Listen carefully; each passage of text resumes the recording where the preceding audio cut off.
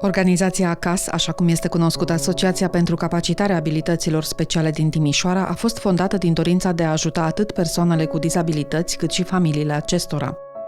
Totul a pornit după 1990, de la cazul unei fetițe diagnosticate cu tetraplegie flască, boală care a afectat partea fizică. Numele este Raluca Popescu, foarte cunoscută, actualmente este consilier în primăria Timișoara.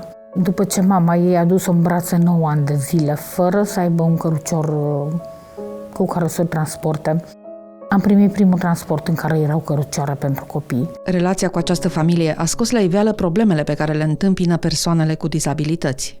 Grupul de sprijin are rolul de a asigura un cadru în care părinții sunt liberi să își plângă durerea, să vorbească deschis despre problemele cu care se confruntă. E locul unde măștile se dau jos. În prezent, grupul de susținere cuprinde peste 80 de familii.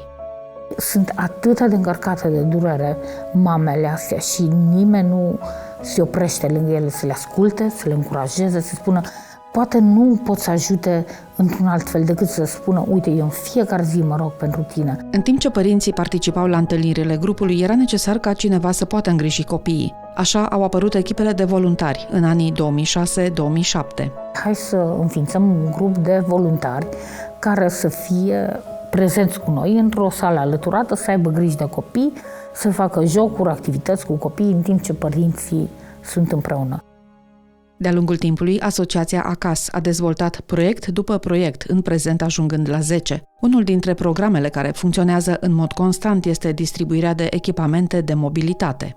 Ajutăm în medie 40-50 de oameni pe lună, cazuri noi care ne intră. Nu avem susținere financiară decât minimă, nici măcar cât necesarul salariului sau ceva.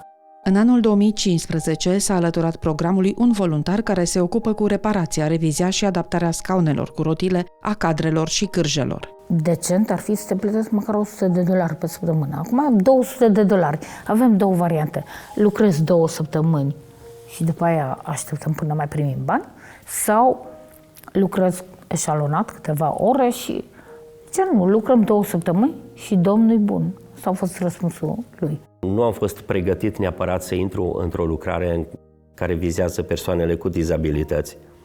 N-am avut multe legături cu asemenea persoane. Destul de greu pentru un om să-și deschidă ochii ca să vadă și partea aceasta a lumii, pentru care fiecare are așa un fel de reținere. Un program inedit care se adresează copiilor cu nevoi speciale este Înnotul. Am avut copilași și avem copilași cu sindrom Down, care au început să înnoate aici în cadrul acestor cursuri. Acum deja participă la Paralimpice. Avem copilași care pur și simplu au venit, este timpul în care ei se simt bine și răsfățați, au învățat să înnoate. Și avem copilași care de asemenea au diferite tipuri de diagnostic și Notul este modul în care ei fac recuperare. După 2 ani am reușit și a intrat în apă.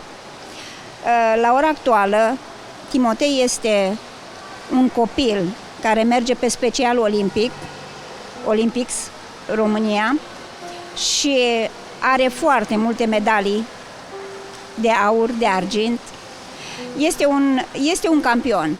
Sunt mama lui Leuciuc Beniamin, suferă de o boală mitocondrială, care sunt afectați mușchii, de tot corpul, deci și vorbitul, și mâinile, picioarele merge foarte greu, iar Notul îi face foarte bine că îi menține mușchii ca să nu se atrofieze mai repede și este recomandat de medici.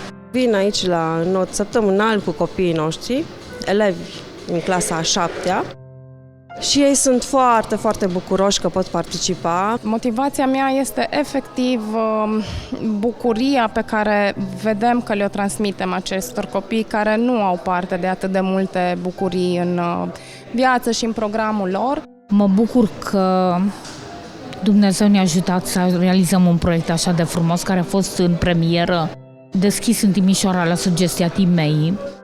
De-a lungul timpului s-au perintat probabil mai mult de 100 de copii, n-am făcut niciodată o contabilitate să vedem exact câți copii au notat în programul nostru.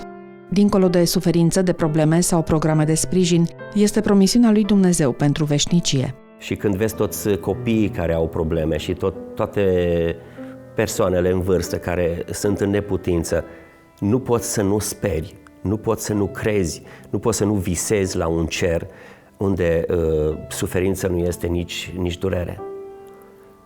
E un lucru pe care Dumnezeu ne-l promite.